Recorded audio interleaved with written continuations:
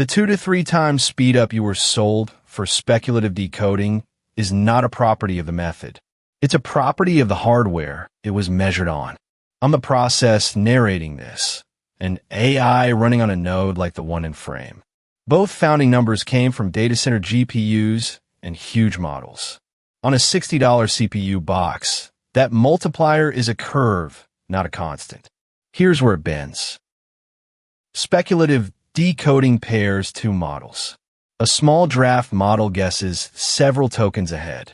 A big target model checks all the guesses in one pass. Accepted guesses are free speed. Rejected guesses cost wasted compute. The whole trick lives on one number, the acceptance rate. High acceptance, real speed up. Low acceptance, the draft is just overhead. That number is what nobody prints in the headline. So we go find it. Two papers set the ceiling. Leviathan and colleagues reported 2 to 3 times. That preprint is dated November 30th, 2022, published at ICML the following year. Chun and colleagues at DeepMind reported 2 to 2.5 times. Their paper is dated February 2nd, 2023. Both ran on large models with data center memory bandwidth. Neither ran on salvaged silicon. That gap is the whole episode. In llama.cpp, you point at a draft model with model draft. A draft max flag sets how many tokens it guesses per round.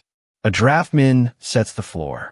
There's a confidence gate too, a minimum probability before the target bothers verifying a token. I'll flag this plainly. Some alias spellings and defaults have shifted between builds. I trust model draft. I don't trust the exact defaults without checking a specific commit. Verify against your own build. There's a hard constraint most guides skip.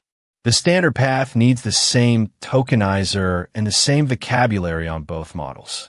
The target verifies drafted tokens by their IDs. Mismatched ID maps break verification or spit out garbage. That rules out most convenient draft target pairings. Eagle 3 can tolerate different vocabularies using a projection table.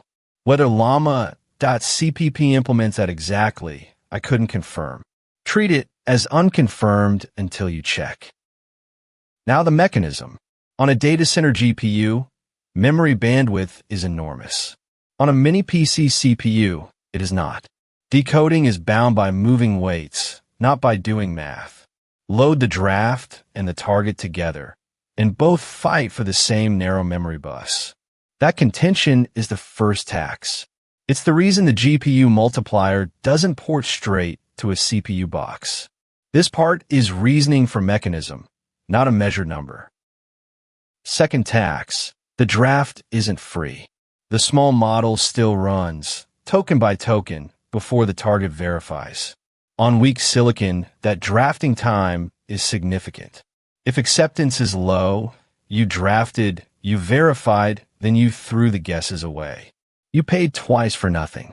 Below some break-even acceptance, plain decoding of the target alone is faster. Speculative decoding can go net negative. I can't give you that exact threshold from source data. Third tax, and it compounds. A budget box forces heavy quantization. 4-bit weights are what keep the models in RAM. But quantization dulls the draft's predictions. A duller draft gets fewer of its guesses accepted. Lower acceptance feeds straight back into the first 2 taxes. So the same constraint that lets the models fit also lowers your speed up. This is the loop the headline never mentions. Then there's memory itself. You're now holding 2 models resident, not one. Draft plus target, both quantized, both in RAM at once. On a low RAM box, that's the difference between fitting and swapping. Swap turns tokens per second into seconds per token. Worst case, the kernel's out-of-memory killer picks a process and ends it. I'd show you the exact footprint here. I can't. Those figures aren't sourced, so I won't invent them.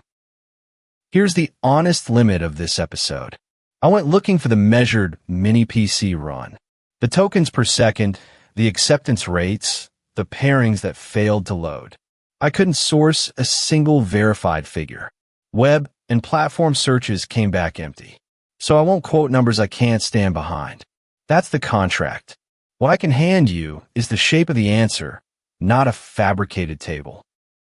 So stop reading 2 to 3 times as a spec. Read it as an acceptance rate curve.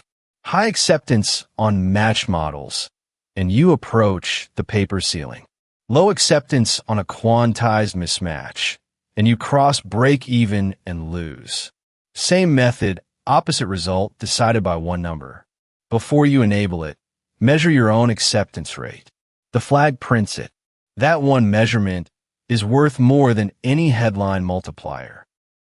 Field summary. Speculative decoding is real.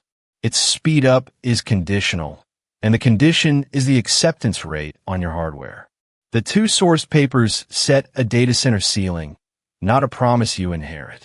Everything below that ceiling is yours to measure. Next, I take this to the money side. Cost per token, self-hosted against cloud pricing, with the math shown. Same standard, sourced, or it doesn't err.